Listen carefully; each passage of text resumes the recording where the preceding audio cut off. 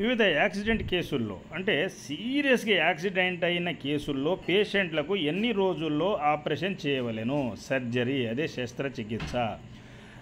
Operation చేస్తే ప్రాణాలు కాపాడబడుతుందా, కాపాడబడునా, జబ్బులు పోతాయా అనేది కూడా రెండో క్వశ్చన్ అండి. వీటికి మేము ఆన్సర్స్ ఇచ్చాము డిఫరెంట్ క్యాంప్స్లో.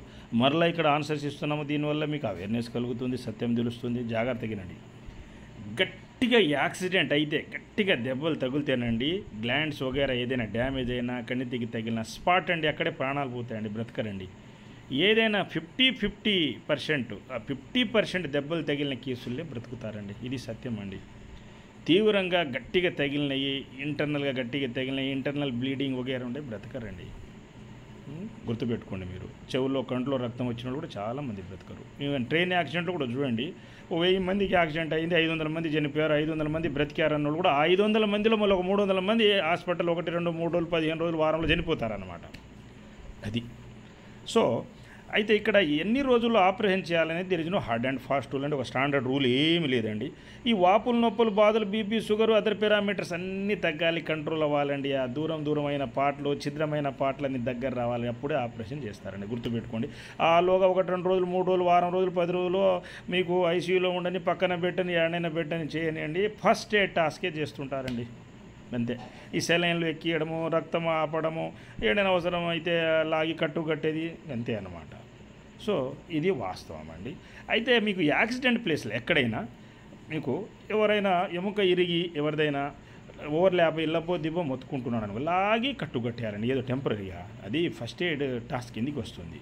రక్తం కారుతుంది బాగా, ఆడెవరైనా RMP, rural medical practitioner, health assistant cadre అయినా ఉన్నా, లేదా ఎవరైనా డాక్టర్లు దగ్గరలో ఉన్నా కానీ 1-2 కుట్లు కూడా ఇవ్వచ్చండి. అదేదో ఫస్ట్ ఎయిడ్ మైనర్ సర్జరీ లేదా ఫస్ట్ ఎయిడ్ టాస్కే అనుకోండి, అదేదో ఆపరేషన్ కాదు. లేకుంటే రక్తం ఆగదా, మనిషి బ్రతకడనమాట, రక్తం ఆపాలి. అదొకటి, లాగి కట్టాలన్నమాట. తర్వాత నెక్స్ట్ ఈ ఆక్సిజన్ సిలిండర్ సప్లై చేయడం, ఆక్సిజన్ సప్లై చేయడము, సెలైన్ ఎక్కియడము, ఇటువంటి చిన్న అన్నీ కూడా first aid task supporting system కిందికి వస్తుందండి. అవేం సర్జరీలు కాదు. అయితే 100-2 1-2 కేసులకు సర్జరీ అవసరం ఉంటుందండి.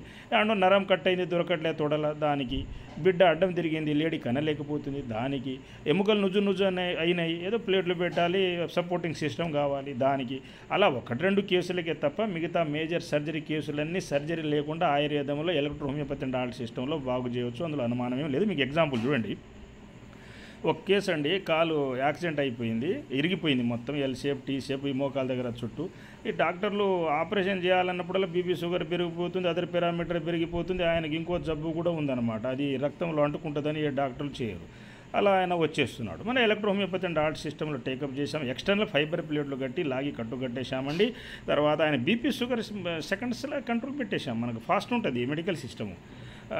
కంట్రోల్ అయిపోయినాయి. 15 రోజుల సగం, నెల రోజుల్లో మొత్తం బాగా అయిపోయినాడు. డాక్టర్ పరిశాన్ అయిపోయినారు, అల్లోపతి వాడు. నెక్స్ట్ ఇంకో పేషెంట్ కూడా సర్జరీ చేయాలన్నప్పుడు బీపీ, షుగర్ పెరుగుతుంది, చేయలేకపోతున్నారు హైదరాబాద్లో కార్పొరేట్ హాస్పిటల్స్లో. మళ్ళీ మన దగ్గరికి పంపించారు. బీపీ, షుగర్ కంట్రోల్ పెట్టిన తర్వాతనే క్యాన్సర్, బ్రెస్ట్ సర్జరీ చేశారు వాళ్ళు. సో మన సిస్టమ్ అట్లా ఫాస్ట్ అనమాట. మేజర్ సర్జరీ లేకుండా మనం బాగు చేస్తాం. ఎందుకంటే ఆయుర్వేదం కూడా బ్యూటిఫుల్ సర్జరీస్ చేశారు. ఇప్పుడు ఏంటంటే ఒక మత్తు డాక్టర్, ఒక టీము, ఒక ఇదని పెట్టారు, అండర్టేకింగ్ లెటర్ తీసుకుంటారు, సస్తాడో బతుకుతాడో, గ్యారంటీ వారంటీలు ఏమి ఉండవండి. ఏదో చివరిలో అది అవసరం ఉన్న వాటికే చేస్తారండి 1-2 కేసులకి. ఇది వాస్తవం. మిగతా వాటికి సర్జరీ లేకుండా మనము బాగు చేస్తాము. అయితే హార్డ్ అండ్ ఫాస్ట్ రూల్ ఏం లేదు. వాపులు, నొప్పులు, బీపీ, షుగర్లన్నీ తగ్గి కాస్త నయమైనప్పుడే సర్జరీ చేస్తారనమాట. ఇది వాస్తవం.